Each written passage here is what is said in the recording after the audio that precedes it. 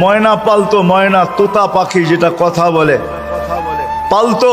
একদিন সকালে বাহির হইতেছে, ময়না বড় দামি হয়, অনেক দামি পাখি, তো বাহির হইতেছে। তো ময়না জিজ্ঞাসা করতেছে, মালিক কোথায় যাবে? শিকার খেলতে যাব, শিকার জঙ্গলে। আমার ভাইদের সাথে দেখা হলে আমার একটা সালাম দিও। তো যখন জঙ্গলে ঢুকছে তো যে দেখতেছে কতগুলা ময়না ডালে বসা আছে, তো নিজের ময়নাটার সালামের কথা মনে উঠছে। তো ডাক দিয়া কইতেছে, শোনো, তোমাদের মতো একটা ময়না আমার বাড়িতেও আছে, সে তোমাদেরকে সালাম দিছে। এই কথা বলতে দেরি এই ময়নাগুলা ডালের থেকে পড়া মরতে দেরি হয় না। তার মন খারাপ হয়ে গেছে যে ওর সালামে এমন কি বিষ মিশানো ছিল যে এত দামি দামি 12-13টা ময়না মরে গেল।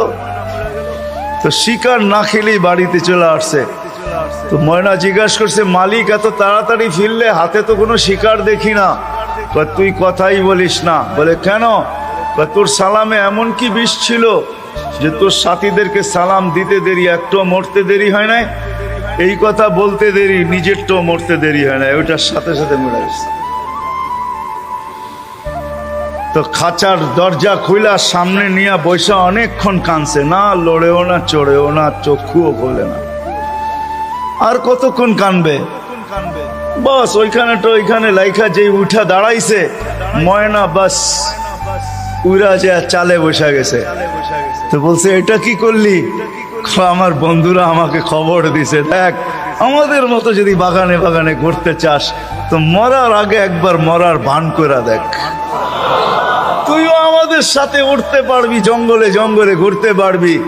ওইটা মরা ছিল না, ও আমাকে চিঠি দিছে, চিঠি বার্তা দিছে, বার্তা দিছে। এই জন্যই আল্লাহ ওয়ালাদের কাছে, যাদের বয়স হয়ে গেছে আর কত করে, জান আল্লাহ ওয়ালাদের কাছে পড়া থাকেন, জান আল্লাহর রাস্তায় পড়া থাকেন।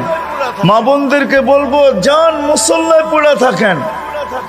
ভাবেন মরার আগে মরে গেলাম, তাইলে চিরদিনের মৃত্যুর থেকে বেঁচে যাব, জান্নাত মিলবে। জান্নাত করবো তো পাক্কা ওয়াদা?